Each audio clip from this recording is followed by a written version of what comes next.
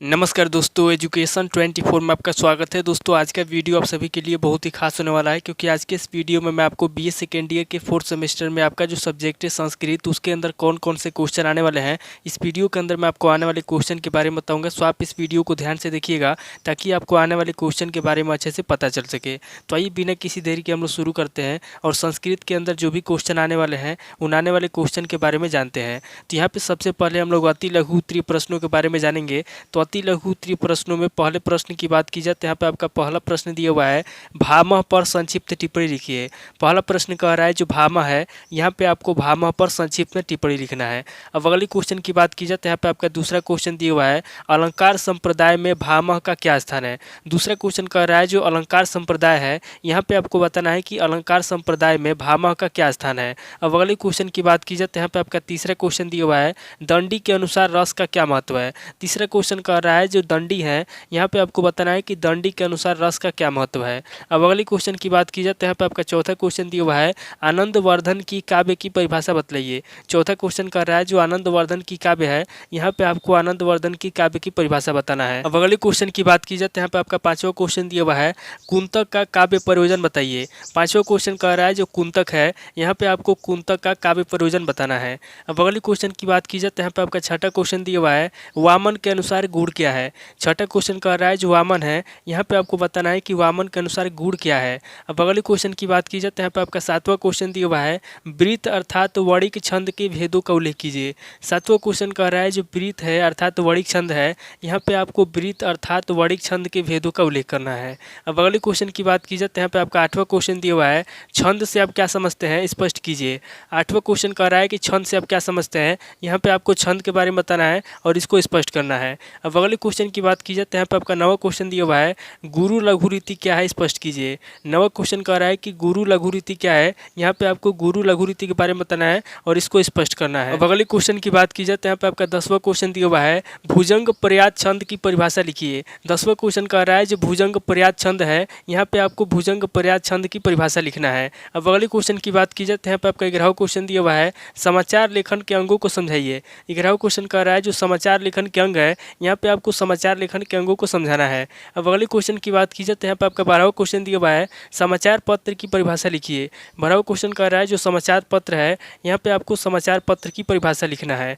अब अगले क्वेश्चन की बात की जाए तो यहाँ पे आपका 13वां क्वेश्चन दिया हुआ है, शीर्षक संपादन से आप क्या समझते हैं। 13वां क्वेश्चन कह रहा है कि शीर्षक संपादन से आप क्या समझते हैं, यहाँ पे आपको शीर्षक संपादन के बारे में बताना है। तो ये टोटल आपके 13 क्वेश्चन हो गए जो आपसे अति लघु उत्तरीय प्रश्न में पूछे जाएंगे। अब आगे हम लोग लघु उत्तरीय प्रश्नों के बारे में जानेंगे। तो यहाँ पे लघु उत्तरीय प्रश्न में पहले प्रश्न की बात की जाए तो यहाँ पे आपका पहला प्रश्न दिया हुआ है, भामह के प्रमुख काव्य सिद्धांत क्या है।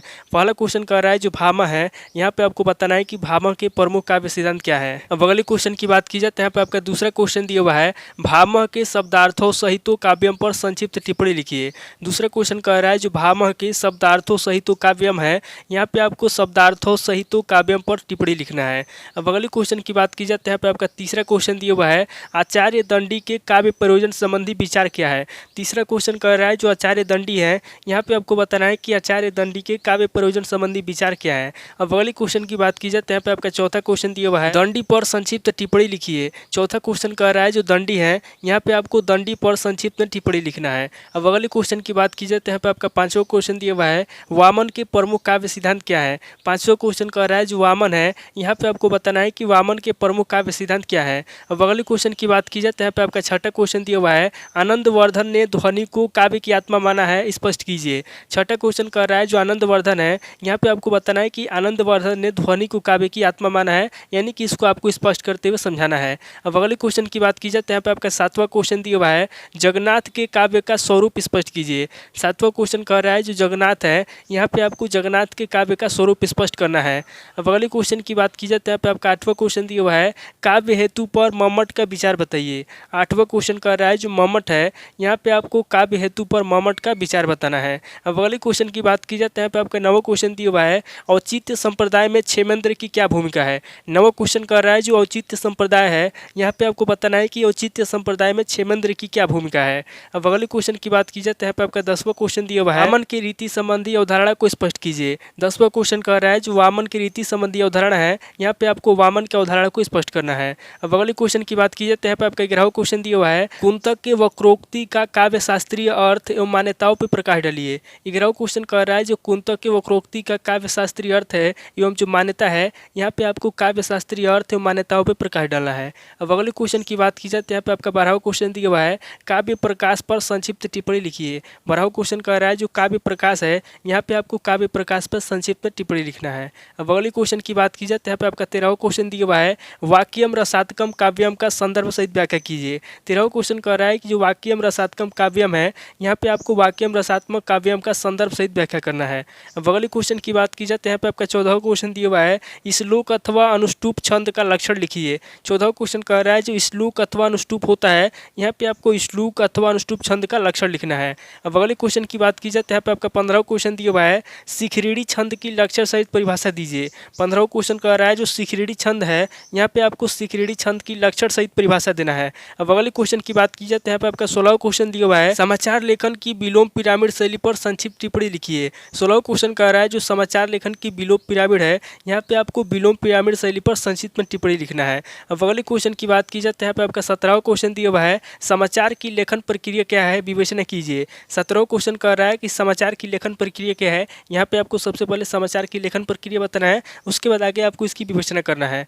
अब अगले क्वेश्चन की बात की जाए तो यहाँ पे आपका 18वां क्वेश्चन दिया हुआ है, शीर्षक के आधारभूत सिद्धांतों का उल्लेख कीजिए। 18वां क्वेश्चन कह रहा है जो शीर्षक है, यहाँ पे आपको शीर्षक के आधारभूत सिद्धांतों का उल्लेख करना है। ये टोटल आपके 18 क्वेश्चन हो गए जो आपसे लघु उत्तरीय प्रश्न में पूछे जाएंगे। अब आगे हम लोग दीर्घ उत्तरीय प्रश्नों के बारे में जानेंगे। तो यहाँ पे दीर्घ उत्तरीय प्रश्नों में पहले प्रश्न की बात की जाए तो यहाँ पे आपका पहला प्रश्न दिया हुआ है, आचार्य भामह एवं उनके काव्य अलंकार की विवेचना कीजिए। पहला क्वेश्चन कह रहा है जो आचार्य भामह है एवं जो उनके काव्य अलंकार है, यहाँ पे आपको आचार्य भामह एवं उनके काव्य अलंकार की विवेचना करना है। अब अगले क्वेश्चन की बात की जाए तो यहाँ पे आपका दूसरा क्वेश्चन दिया हुआ है, दंडी के अलंकार विवेचन पर टिप्पणी लिखिए। दूसरा क्वेश्चन कह रहा है जो दंडी के अलंकार विवेचन है, यहाँ पे आपको दंडी के अलंकार विवेचन पर टिप्पणी लिखना है। अब अगले क्वेश्चन की बात की जाए तो यहाँ पे आपका तीसरा क्वेश्चन दिया हुआ है, आचार्य विश्वनाथ के अनुसार काव्य का स्वरूप निरूपित कीजिए। तीसरा क्वेश्चन कह रहा है जो आचार्य विश्वनाथ है, यहाँ पे आपको आचार्य विश्वनाथ के अनुसार काव्य का स्वरूप निरूपित करना है। अब अगले क्वेश्चन की बात की जाए तो यहाँ पे आपका चौथा क्वेश्चन दिया हुआ है, विभिन्न काव्य मान्यताओं की आलोचना करते हुए विश्वनाथ द्वारा प्रतिपादित वाक्यम रसात्मकम काव्यम मान्यता का समर्थन कीजिए। चौथा क्वेश्चन कह रहा है जो विभिन्न काव्य मान्यता है, यहाँ पे आपको सबसे पहले विभिन्न काव्य मान्यताओं की आलोचना करते हुए विश्वनाथ द्वारा प्रतिपादित वाक्यम रसात्मकम काव्यम मान्यता का समर्थन करना है। अब अगले क्वेश्चन की बात की जाए तो यहाँ पे आपका पांचवा क्वेश्चन दिया हुआ है, संस्कृत भाषाया महत्वम पर संस्कृत में निबंध लिखिए। पांचवा क्वेश्चन कह रहा है कि संस्कृत भाषाया महत्वम जो है, यहाँ पे आपको संस्कृत भाषाया महत्वम पर संस्कृत में निबंध लिखना है। अब अगले क्वेश्चन की बात की जाए तो यहाँ पे आपका छठा क्वेश्चन दिया हुआ है, अनुच्छेद लिखते समय किन बातों को ध्यान में रखना चाहिए। छठा क्वेश्चन कह रहा है जो अनुच्छेद होता है, यहाँ पे आपको बताना है कि अनुच्छेद लिखते समय किन बातों को ध्यान में रखना चाहिए। अब अगले क्वेश्चन की बात की जाए तो यहाँ पे आपका सातवां क्वेश्चन दिया हुआ है, विज्ञापन लेखन किसे कहते हैं, विज्ञापन के प्रकारों को संक्षेप में बतलाइए। सातवां क्वेश्चन कह रहा है कि विज्ञापन लेखन किसे कहते हैं, यहाँ पे आपको सबसे पहले विज्ञापन लेखन के बारे में बताना है, उसके बाद आगे आपको विज्ञापन के प्रकारों को संक्षेप में बतलाना है।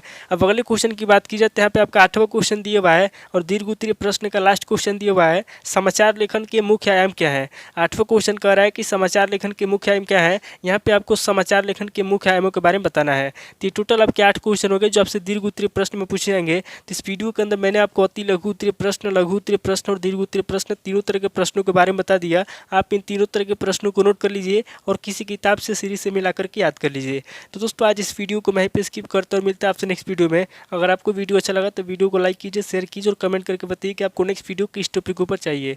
थैंक यू दोस्तों।